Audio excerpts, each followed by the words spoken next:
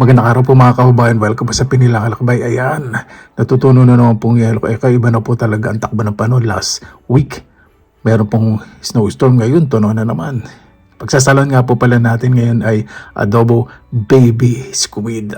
Diba? At meron po tayong crispy pritong bangus. Tara, samahan po muna niyo akong bagyang mag-prepare. Ayan, nakabili po ako ng cuttlefish. Ito po yung kapamilya din po ng pusit. Medyo bilog po yung katawan at malis na malinis. Imagine po yung paglilinis po niya, yung balat, saka yung loob, sobrang linis. Sarap din po itong ikalo, pero gusto ko po i-adobo ngayon. Mas gusto ko po may sabaw. Pag nag-adobo po ako ng pusit, iniinom ko po. Iniinom talaga. Inihigo po yung sabaw. Actually, hindi sabaw, sarsa pala. Ang gagawin ko po style pagluluto po ng nanay ko ng adobong pusit. May ko po muna ang bawang. Golden brown ko po. Sa pag-adobo po o pag-isa, para po sa akin, masarap po talaga golden brown po yung bawang kasi mas lumalasa sa sarsa kaya sa sabaw. Ayan, golden brown na po. Gagamit po ako ng sibuyas na pula para mas maganda po yung kulay. Saka itong sibuyas na pula po, mas malasa po ito kaysa sa puti.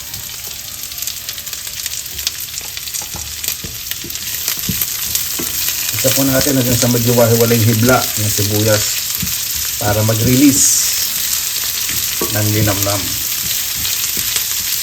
At isunod na po ang ating kamatis. Mas masarap po gumamit po kayo talagang hinog na kamatis. Bibigay din ng magandang kulay. Siyempre kung ang pusit na gagamitin po ninyo, yung tube squid, yung medyo mahaba, may tinta po yun. Ito yatang cuttlefish na bili ko, wala ng tinta kasi malinis na malinis. Pang ano to finish style. Yung pwede gawin calamari, prito. Meron din pong nabibiling squid na tube. Alam, hindi pa available. Masaya naman po, nakabili po ako ng baby cuttlefish sa baby squid. Pero sa Tagalog nyo, no? Pusit. Pag English, maraming ano.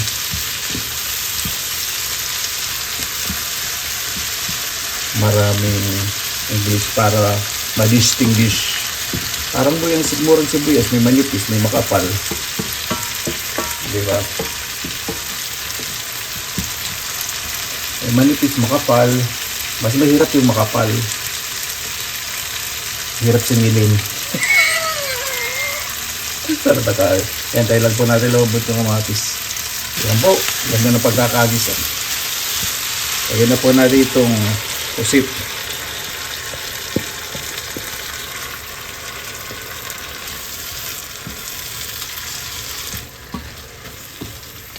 Ito magre-release po ng maraming liquid. Lalagyan na po ko ng asin.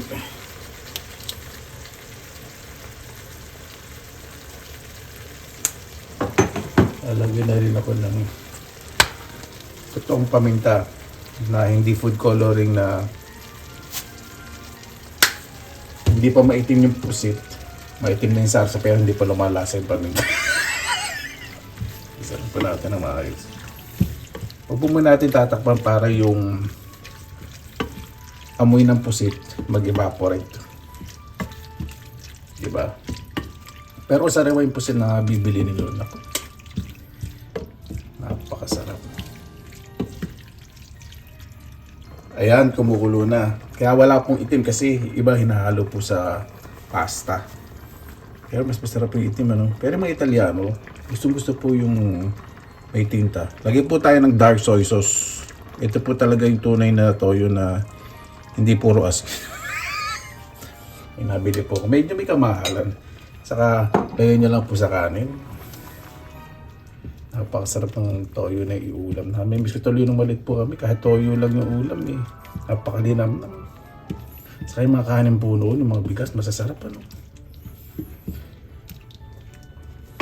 Ay, naku, sa amin po sa Bulacan, napakarami pong palayan. Punong-puno ng palayan. Yung dati pong tinitiran ko po sa lumang lugar po namin, sa lumang bahay po namin. Punong-puno po ng bukid dati. Mga puno. Nako. Medyo hinaan ko po, ako po itatakpan ko para lumasa po ng maayos. Sa isa't isa kasi wala na po yung amoy ng pusit na medyo malasa dahil itong nabili ko po syempre frozen. Ayan, kuluan na po. O, diba? Ganda ng resulta. Lagay na po tayo ng suka. Huwag po ninyong hahaluin kapag naglagay po kayo ng suka sa kahit anong adobo. Para yung tartness, yung maligas-gas na lasa, hindi po nyo mararamdaman sa dila. Hindi po masarap yung ganun. Maganda lutong-luto po yung suka bago po ninyo haluin. Ayan, kapag nagmumukhang fishball na po. Lagyan na po ang sili. Ang nanay ko po ganyan. Kapag siling labuyo po nilalagay, sa huli na lang. Hindi naman po pampaanghang, buo. Kapag wala yung siling haba. Di ba? Medyo pakulaan pa po natin ng bagya kasi hindi pa bilog na kakorte ng fishball ng pusit. Yan. Yan, patayin ko na po. Tikman ko muna. Pinatayo ka na bago tikman. Napakasarap. Panalo na po. Okay na po sa akin yung lasa. Sa atin naman pong bangus, eto, hiniwa ko po ng ginatlaan ko ng maninipis. Yan po ginagawa ng mga Chinese. Para kahit yung buntot, pag kinain po, hindi po matinik, makikrispy. Lagi po ko ng asin. Depende naman po sa inyo kung ano po yung pampalasa na gagamitin po ninyo. Kahit paminta, at haluin ko po muna mabuti. At bago po iprito, mas maganda i-coat nyo po muna sa harina para hindi matalisik. Especially kung sobrang metikulosa kayo sa pamamahay niyo, ayaw niyo ng madiwara. Ako ayoko po ng madiwara.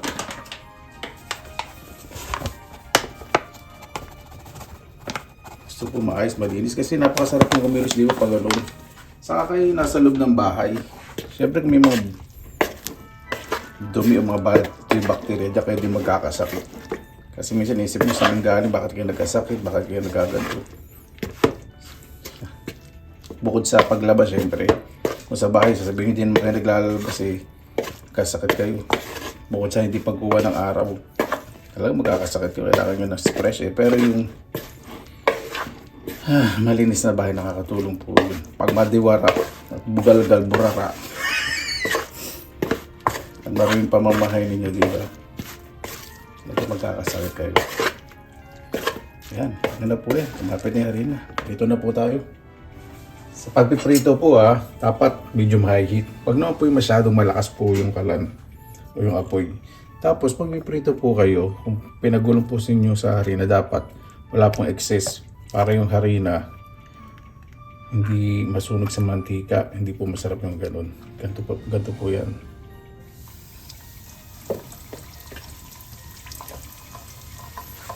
Diba? Saka mas magiging maganda po yung resulta po ngayon.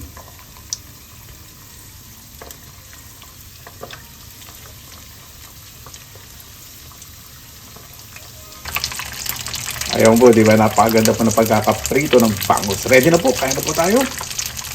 Mabuhay! Yan, maraming salamat po sa pagkakasama. Sama na naman po tayo. Natsyempohan po. Kapit-bahay ko pa natutulog po dito sa harap. Pag nagmumukbang po ako. Ayoko po maestor, pero sa ko po imbitahan ng pasensya na nakabunit pa akong malamig. Gusto ko po kasing palitan yung hangin dito sa loob ng bahay. Bago tayo magsapasalamatan ng bumana natin ng Panginoon. Maraming salamat na sa biyayang binigay niyo po sa amin ng bawat isang puligtas. Lalo na po yung malayo po sa kanilang mga mahal sa buhay. Naway, ang hindi pagkakaunay maging maayos sa Panginoon. Kaya po ang bahala po sa amin, sinusukunan po namin sa inyo lahat sa kanan ni Jesus. Amen.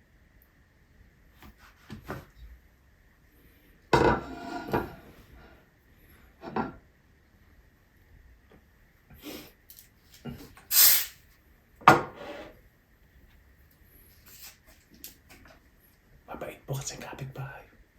Ikaw po istorbo yun. Ayaw din po niyang nai-istorbo.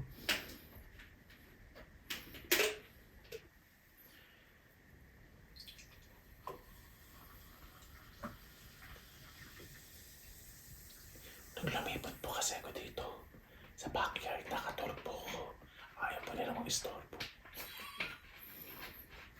Pinagsabihan niya po yung apo niya na huwag maingay. Pakabay.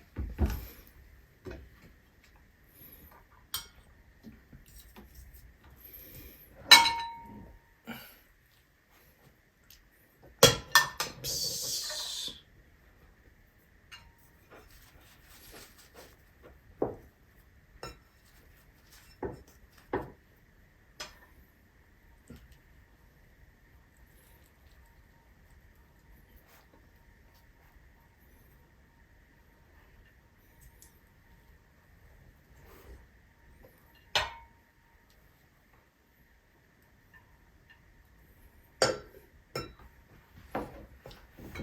Pwede po spicy vinegar.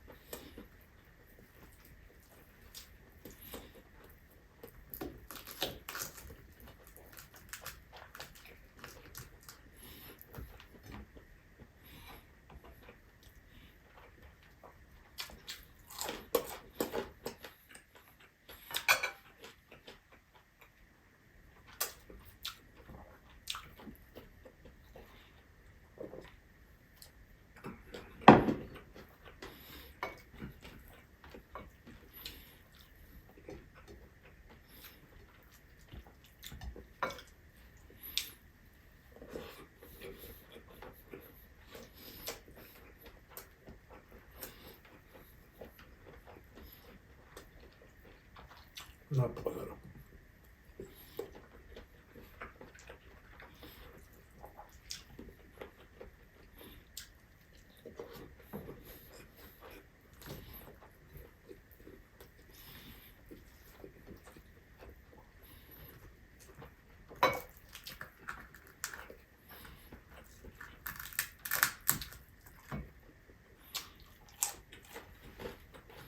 Crispy, napakasarap.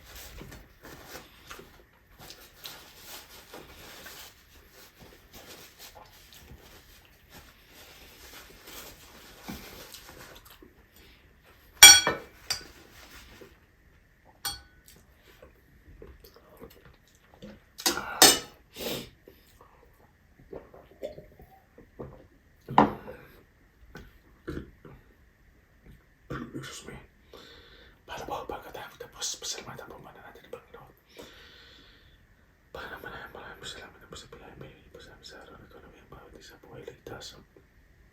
Nakakaraos, naway kamalin po lahat ng minararamdaman, physical, emotional, spiritual, mental, at yung hindi pagkakanawaan po sa nangyari ngayon, maging maayos po, Panginoon. Kaya na mo bahala pa sa amin, sinusuko na po namin sa inyo lahat sa kanila, Jesus, amen. Paano po, maraming salamat na lang po sa inyong oras na ilang sa pinilangan po. Ipasalagi po tayong positive vibes, good vibes. God bless, ingat po lagi, magandang araw. Laban na!